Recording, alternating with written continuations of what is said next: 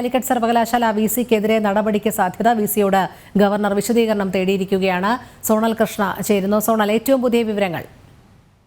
രോഹിണി, ഇപ്പോൾ ഈ പരിപാടിയുമായി ബന്ധപ്പെട്ട് നമുക്കറിയാം വിസിയോട് ഇത്തരത്തിൽ എന്തുകൊണ്ട് നടപടിയെടുത്തില്ല എന്ന് ആവശ്യപ്പെട്ടുകൊണ്ട് ചോദ്യം ഉന്നയിച്ചിരിക്കുകയാണ്. നമുക്കറിയാം ഇത്തരം ഗവർണർ പങ്കെടുക്കുന്ന പരിപാടിയാണ്, അത്തരം ഒരു പരിപാടിയിലേക്ക് സർവകലാശാല പരിപാടിയാണ്. അത്തരം പരിപാടിയിലേക്ക് ഗവർണർ എത്തുമ്പോൾ 2022 കോടതി ഉത്തരവ് പ്രകാരം 200 മീറ്റർ ചുറ്റളവിലുള്ള പ്രതിഷേധങ്ങളോ ബാനറുകളോ ഒന്നും പാടില്ല എന്നാണ്. എന്നാൽ ഇവിടെ അത് സംഭവിച്ചു. ഗവർണർ എത്തിയിട്ടും അത് എടുത്തു മാറ്റാൻ ഇവർ തയ്യാറായില്ല. യൂണിവേഴ്സിറ്റി അധികൃതർ ആരും തന്നെ തയ്യാറായില്ല എന്നുള്ളതാണ്. തുടർന്ന് ഇത് കൃത്യമായി നിരീക്ഷിച്ച ഗവർണർ പിന്നീട് പുറത്തെത്തി കൃത്യമായി നിർദ്ദേശം നൽകുകയായിരുന്നു. എന്നിട്ടും നടപടിയെടുക്കാത്തതിനെ തുടർന്നാണ് ഇത്തരത്തിൽ ഈ വിസിക്കെതിരെ നടപടിക്ക് ഒരുങ്ങുന്നത് എന്നുള്ളതാണ് നമുക്കറിയാൻ സാധിക്കുന്നത്. ഇപ്പോൾ എന്തായാലും ചിദാനന്ദപുരി സ്വാമികൾ ഇവിടെ ഗവർണറുടെ അടുത്തെത്തി ഇപ്പോൾ കൂടിക്കാഴ്ച നടത്തുകയാണ്. നമുക്കറിയാം ഇത് ഗസ്റ്റ് ഹൗസ് ആണ്, ദൃശ്യങ്ങളിൽ കാണാം. ഇവിടെയാണ് ഇപ്പോൾ ഇത്തരത്തിൽ കൂടിക്കാഴ്ച ചിദാനന്ദപുരി സ്വാമികളും ഗവർണറും തമ്മിൽ കൂടിക്കാഴ്ച നടക്കുന്നത്. വൈകിട്ട് 3:30 ഈ ശ്രീനാരായണ ഗുരു നവോത്ഥാനത്തിന്റെ പ്രവാചകൻ എന്ന വിഷയത്തിൽ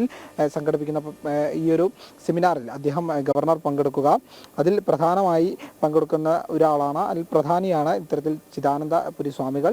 അദ്ദേഹവുമായിട്ടാണ് ഇപ്പോൾ കൂടിക്കാഴ്ച നടത്തുന്നത്. അദ്ദേഹം ഈ ഗസ്റ്റ് ഹൗസിലേക്ക് എത്തും മുമ്പ് മാധ്യമങ്ങളോട് പ്രതികരിക്കുകയുണ്ടായി. അതായത് എല്ലാ സംഭവങ്ങളും എല്ലാ കാര്യങ്ങളും നടക്കട്ടെ എന്നാണ്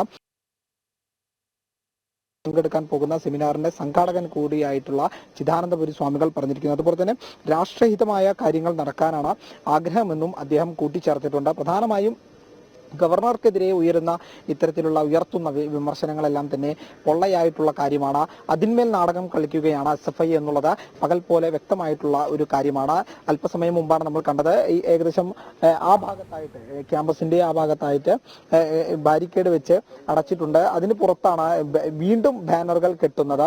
SFI അല്പസമയം മുമ്പാണ് SFI പ്രവർത്തകരെത്തി അവിടെ വീണ് കിടന്നിരുന്ന ബാനറുകളെല്ലാം തന്നെ വീണ്ടും എടുത്തു കെട്ടുന്ന ഒരു സാഹചര്യം കൂടി ഉണ്ടായത്. എന്നാൽ ഇതൊക്കെ പോലീസ് നോക്കി നിൽക്കുകയാണ് ഇത്തരം സംഭവങ്ങളെല്ലാം നടക്കുന്നത് എന്നുള്ളതും വ്യക്തമാവുന്ന ഒരു കാര്യമാണ്. എന്നിരുന്നാലും ഇതുമായി ബന്ധപ്പെട്ട വലിയ വിമർശനം ഉയരുന്നു എന്നുള്ളതാണ് എടുത്തു പറയേണ്ടത്. കാരണം നമുക്കറിയാം ഇനി ഏതാനും മണിക്കൂറുകൾ മാത്രമാണ് ഗവർണറുടെ ഔദ്യോഗിക പരിപാടിയിലേക്കുള്ളത്. ഏകദേശം 3:30 പരിപാടി ആരംഭിക്കും എന്നാണ് നമുക്കറിയാൻ സാധിക്കുന്നത്. അതായത് ഗസ്റ്റ് ഹൗസിന് തൊട്ട് പുറകിലെ സെമിനാർ ഹാളിൽ വെച്ചാണ് ഇത്തരത്തിൽ പരിപാടി നടക്കുന്നത്. അതിൽ ഉദ്ഘാടകനായിട്ടാണ് ഗവർണർ എത്തുക. ഉദ്ഘാടന പ്രസംഗവും ഉണ്ടാവും. ഇതിനുശേഷം ഇവിടെ നിന്ന് നേരിട്ട് എയർപോർട്ടിലേക്ക് പോകുമെന്നാണ് നമുക്കറിയാൻ സാധിക്കുന്നത്. ഇതിനിടയിലാണ് SFI തങ്ങൾ പ്രതിഷേധിക്കും, ശക്തമായിട്ടുള്ള പ്രതിഷേധം ഇന്നും നടത്തും എന്ന് പറഞ്ഞ് രംഗത്തെത്തിയിരിക്കുന്നത് എന്നുള്ളതാണ് ഏറ്റവും പ്രധാനമായിട്ടുള്ള കാര്യം. ഏത് രൂപേണയാണ് ഇവർ പ്രതിഷേധം നടത്തുക എന്നുള്ള കാര്യത്തിൽ ഇപ്പോഴും ഒരു വ്യക്തത വന്നിട്ടില്ല. കാരണം ഈ ഭാഗം, അതായത് ഗസ്റ്റ് ഹൗസിന്റെയും അതുപോലെ തന്നെ പരിപാടി നടക്കുന്ന സെമിനാർ ഹാളിന്റെയും ഭാഗം പൂർണ്ണമായും പോലീസ് സംരക്ഷണത്തിലാണ്. കൃത്യമായി പോലീസ് നിരവധിയായിട്ടുള്ള ഉദ്യോഗസ്ഥരെ വിന്യസിപ്പിച്ചിട്ടുണ്ട്. SP നേരിട്ടെത്തിയുള്ള സുരക്ഷാ സംവിധാനമാണ് ഏർപ്പാടാക്കിയിട്ടുള്ളത് എന്നുള്ളതും ഏറ്റവും പ്രധാനപ്പെട്ട ഒരു കാര്യമാണ്. ഇത് മറികടന്നുകൊണ്ട് ഏത് തരത്തിലാണ് SFI പ്രതിഷേധിക്കുക എന്നുള്ളതും ഒരു ചോദ്യചിഹ്നമാണ്. എന്നിരുന്നാൽ പോലും തങ്ങളുടെ സോണൽ, ഈ ഗസ്റ്റ് ഹൗസിന് പുറത്ത് കിലോമീറ്ററുകൾക്കപ്പുറം തന്നെ ബാരിക്കേഡ് വെച്ച് തടഞ്ഞിട്ടില്ലേ പോലീസ്? എന്തായാലും വൈകുന്നേരത്തെ പൊതുപരിപാടിക്കായി ഗവർണർ ഇറങ്ങുന്ന വേളയിൽ ഒരിക്കലും ഈ ഭാഗത്തേക്ക് SFI പ്രവർത്തകർക്ക് എത്താൻ സാധിക്കില്ലല്ലോ. അത്തരത്തിലുള്ള ഒരു ക്രമീകരണം തന്നെയല്ലേ പോലീസ് നിലവിൽ നടത്തിയിരിക്കുന്നത്?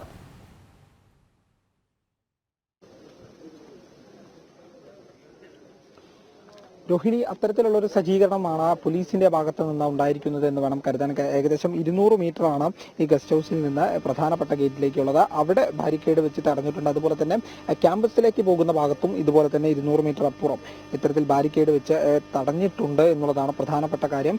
മെൻസ് ഹോസ്റ്റലിൽ നിന്ന് പുറത്തേക്ക് വരുന്ന ഭാഗത്തും ഇത്തരത്തിൽ ബാരിക്കേഡ് വെച്ച് തടഞ്ഞിട്ടുണ്ട്. അതായത് മെൻസ് ഹോസ്റ്റലിന്റെ സമീപത്താണ് ഇത്തരം ഈ സെമിനാർ നടക്കുന്ന ഈ ഒരു ഹാളുള്ളത്. അതുകൊണ്ട് തന്നെ പ്രതിഷേധക്കാർ അതുവഴി വരാനുള്ള സാധ്യതയും മാറ്റി നിർത്താൻ കഴിയുന്നതല്ല. എന്നിരുന്നാൽ പോലും പ്രധാനമായി പറയുന്നത് ഏത് വിധേനയും തങ്ങൾ പ്രതിഷേധിക്കും, ഗവർണർക്കെതിരെ കരിങ്കൊടി കാണിക്കും തന്നെയാണ്. കാരണം നമുക്കറിയാം കഴിഞ്ഞ കുറച്ച് ദിവസങ്ങളായി കണ്ടുവരുന്നതും ഇതേ സംഭവം തന്നെയാണ്. കാരണം പല രീതിയിൽ അദ്ദേഹത്തെ വ്യക്തിപരമായും അതുപോലെ തന്നെ രാഷ്ട്രീയപരമായും അവഹേളിക്കുന്ന ഒരു സ്ഥിതിയാണ് ഇപ്പോഴും SFI തുടരുന്നത്. രോഹിണി, ശരി സോണൽ, തുടരുക. ഇപ്പോൾ രാജ്ഭവന് മുന്നിൽ നിന്ന് രശ്മി കാർത്തിക കൂടി ചേരുന്നുണ്ട്.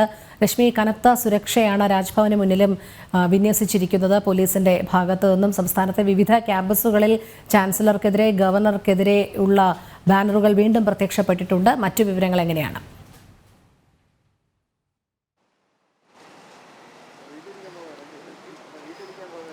റോഹിണി, കനത്ത സുരക്ഷ തന്നെയാണ് രാജ്ഭവന് മുന്നിൽ ഒരുക്കിയിരിക്കുന്നത്. നമുക്ക് ദൃശ്യങ്ങളിൽ നിന്ന് കാണാൻ കഴിയും. കൂടുതൽ പോലീസുകാരെ ഉൾപ്പെടെ ഇവിടെ വിന്യസിച്ചിട്ടുണ്ട്. സാധാരണയായി രാജ്ഭവനിൽ ഉണ്ടാകുന്ന പോലീസുകാർക്ക് പുറമെയാണ് കൂടുതൽ പോലീസുകാരെ വിന്യസിച്ചിരിക്കുന്നത്. അതോടൊപ്പം തന്നെ രാജ്ഭവന്റെ ഇരുവശങ്ങളിലും, അതായത് വെള്ളയമ്പലം ഈ ഒരു ഭാഗത്ത്, ഈ രാജ്ഭവൻ മുതൽ വിമാനത്താവളം വരെയുള്ള ഇടങ്ങളിൽ, രണ്ട് റോഡിന്റെ ഇരുവശങ്ങളിലും ഈ പ്രതിഷേധം ഉണ്ടാകാനുള്ള സാധ്യതയുള്ള ഇടങ്ങളിലൊക്കെ തന്നെ ബാരിക്കേഡുകൾ സ്ഥാപിച്ചിട്ടുണ്ട്. അത്തരത്തിലുള്ള ഒരു സുരക്ഷയാണ് ഏർപ്പെടുത്തിയിരിക്കുന്നത്. കാലിക്കറ്റിൽ നിന്നും ഗവർണർ പോകുന്നത് ബാംഗ്ലൂരുവിലേക്കാണ്. അവിടെ നിന്നും രാത്രി ഒരു 10:30 ശേഷം അദ്ദേഹം തിരുവനന്തപുരം വിമാനത്താവളത്തിലേക്ക് എത്തും എന്നുള്ളതാണ് മനസ്സിലാക്കാൻ കഴിയുന്നത്. നമുക്കറിയാം, കഴിഞ്ഞ ആഴ്ച 11-ാം തീയതി അദ്ദേഹം ഡൽഹിയിലേക്ക് പോകുന്ന വേളയിൽ വിവിധ ഇടങ്ങളിൽ, അതായത് രാജ്ഭവനിൽ നിന്ന് ഇറങ്ങി അദ്ദേഹം തിരുവനന്തപുരം വിമാനത്താവളത്തിലേക്ക് എത്തുന്ന അതിന്റെ 3 ഇടങ്ങളിൽ, പാളയം, പേട്ട എന്നിങ്ങനെ 3 ഇടങ്ങളിലായി ഗവർണർക്കെതിരെ ഒരു അതിക്രമം SFIയുടെ ഭാഗത്തുനിന്ന് ഉണ്ടായിരുന്നു. അദ്ദേഹത്തിന്റെ വാഹനത്തിൽ അടിച്ചു ഉൾപ്പെടെ പ്രതിഷേധിക്കുന്ന ഒരു സാഹചര്യമാണ് ഉണ്ടായത്. അതിനുള്ള എല്ലാ സൗകര്യങ്ങളും പോലീസ് ഒരുക്കി നൽകുകയും ചെയ്തിരുന്നു. ഈ വിവരം മുൻകൂട്ടി അറിഞ്ഞിട്ട് പോലും അത് തടയാനുള്ള യാതൊരു ശ്രമവും പോലീസിന്റെ ഭാഗത്തു നിന്നും ഉണ്ടായിരുന്നില്ല. കൃത്യമായി തന്നെ സംസ്ഥാന ഇന്റലിജൻസ് ഉൾപ്പെടെ വിവരം നൽകിയിരുന്നതാണ്. ഗവർണർക്ക് നേരെ SFIയുടെ അതിക്രമം ഉണ്ടാകുമെന്നുള്ള ഒരു മുന്നറിയിപ്പ്. പക്ഷേ അത് മുന്നിൽ കണ്ടുകൊണ്ടുള്ള യാതൊരു സുരക്ഷയും ഒരുക്കിയിരുന്നില്ല. ഈ മുഖ്യമന്ത്രിയുടെ നവകേരള സദസ്സിൽ മുഖ്യമന്ത്രിയുടെ വാഹന വ്യൂഹത്തിന് നേരെ ഏതെങ്കിലും തരത്തിലുള്ള പ്രതിഷേധം യൂത്ത് കോൺഗ്രസിന്റെ ഭാഗത്തു നിന്നൊക്കെ ഉണ്ടാവുകയാണെങ്കിൽ അതിനെ ഏത് രീതിയിലാണ് ചെറുക്കാൻ ശ്രമിക്കുക എന്നുള്ളത് നമ്മൾ കണ്ടിട്ടുള്ളതാണ്. വധശ്രമത്തിന് ഉൾപ്പെടെയാണ് കേസ് രജിസ്റ്റർ ചെയ്യുന്നത്. പക്ഷേ ഈ ഗവർണർക്ക് നേരെ, ഭരണഘടനാ തലവനാണ്, കേരളത്തിന്റെ ഗവർണറാണ്, VVIP കാറ്റഗറിയിലുള്ള ആളാണ്, Z+ സുരക്ഷയാണ് ഗവർണർക്ക്. കൃത്യമായിട്ടുള്ള സുരക്ഷ ഒരുക്കണം എന്നുള്ളത് തന്നെയാണ്. പക്ഷെ അതിൽ ഗുരുതരമായിട്ടുള്ള വീഴ്ചയാണ് സംഭവിച്ചത്. ഗവർണർ ഈ വിഷയത്തിൽ ചീഫ് സെക്രട്ടറിയോടും DGPയോടും റിപ്പോർട്ട് ആവശ്യപ്പെട്ടിരുന്നു. ഇത് സിറ്റി പോലീസ് കമ്മീഷണർ റിപ്പോർട്ട് DGPക്ക് കൈമാറിയിരുന്നു. ഇതിൽ സുരക്ഷാ വീഴ്ച ഒന്നും തന്നെ സംഭവിച്ചിട്ടില്ല എന്നുള്ളതായിരുന്നു ഈ റിപ്പോർട്ടിൽ പറഞ്ഞിരുന്നൊരു കാര്യം. അതുകൊണ്ട് തന്നെ DGPയും ചീഫ് സെക്രട്ടറിയും ഈ റിപ്പോർട്ട് ഗവർണർക്ക് കൈമാറിയിട്ടില്ല. കാരണം സുരക്ഷാ വീഴ്ച ഉണ്ടായിട്ടില്ല എന്നുള്ളത് പറഞ്ഞാൽ ഒരിക്കലും അദ്ദേഹം അംഗീകരിക്കില്ല. കാരണം അത്രത്തോളം വലിയ രീതിയിലുള്ള വീഴ്ചയാണ് സംഭവിച്ചിരിക്കുന്നത്. കേന്ദ്ര രഹസ്യാന്വേഷണ ഏജൻസിയുടെ റിപ്പോർട്ടിൽ ഉൾപ്പെടെ ഗവർണറുടെ ഇത്തരത്തിലുള്ള സഞ്ചാര പാത ഉൾപ്പെടെ അദ്ദേഹം എത്ര മണിക്ക് ഇറങ്ങും, ഏതുവഴിയൊക്കെയാണ് പോകുന്നത് എന്നുള്ളത് പോലീസിൽ നിന്ന് തന്നെ DYFI SFIക്കാർക്ക് കൈമാറുന്നു. ഈ ഒരു പ്രതിഷേധത്തിനുള്ള എല്ലാ ഒത്താശയും നൽകുന്നു എന്നുള്ളതാണ് മനസ്സിലാക്കാൻ കഴിയുന്നത്. ഇത് സർക്കാരിന്റെ അറിവോടുകൂടിയാണ്, മുഖ്യമന്ത്രിയുടെ അറിവോടുകൂടിയാണ് നടക്കുന്നത് എന്നുള്ളതാണ് ഗവർണറുടെ രാജ്ഭവന്റെയും ആരോപണം. അത് നമുക്ക് വ്യക്തമാവുകയും ചെയ്യുന്ന ഒരു കാര്യമാണ്. കഴിഞ്ഞ ദിവസവും രാജ്ഭവൻ ഒരു വാർത്താക്കുറിപ്പ് പുറത്തിറക്കിയിരുന്നു. സംസ്ഥാനത്ത് ഈ കലാലയങ്ങളിൽ ഈ കറുത്ത ബാനർ, അതും ഗവർണറെ വ്യക്തിപരമായി ഉൾപ്പെടെ അധിക്ഷേപിച്ചുകൊണ്ട് ഉയരുന്ന ഈ ബാനർ, ഇത് മുഖ്യമന്ത്രിയുടെ അറിവോടുകൂടിയും ആഭ്യന്തര വകുപ്പിന്റെ അറിവോടും കൂടിയാണ് ഇത് നടക്കുന്നത്. ഭരണഘടനാ സംവിധാനം ഏതാണ്ട് പൂർണ്ണമായി തകർന്ന ഒരു സാഹചര്യത്തിലാണ്, ലോ ആൻഡ് ഓർഡർ തകരുന്നു എന്നുള്ളതാണ് രാജ്ഭവൻ കഴിഞ്ഞ ദിവസം പുറത്തിറക്കിയ ഈ വാർത്താക്കുറിപ്പിൽ ഉൾപ്പെടെ പറഞ്ഞൊരു കാര്യം. ഗവർണർക്ക് സുരക്ഷ ഒരുക്കുന്നതിൽ വലിയ രീതിയിലുള്ള ഒരു വീഴ്ച സംസ്ഥാനത്തിന്റെ ഭാഗത്തുനിന്ന് ഉണ്ടായതുകൊണ്ട് തന്നെ കേന്ദ്രസേന ഈ ഒരു സുരക്ഷ ഏറ്റെടുക്കുന്ന രീതിയിലേക്കൊക്കെ തന്നെ കാര്യങ്ങൾ എത്തുന്ന ഒരു സാഹചര്യം ഉണ്ടായിരുന്നു. ആ ഒരു ഘട്ടത്തിൽ രാജ്ഭവനിലെ ഉദ്യോഗസ്ഥരുമായിട്ട് പോലീസിലെ ഉന്നത ഉദ്യോഗസ്ഥരുടെ കൂടിക്കാഴ്ച നടത്തിയിരുന്നു. ഗവർണറുടെ സുരക്ഷ വർദ്ധിപ്പിക്കുന്നതിന്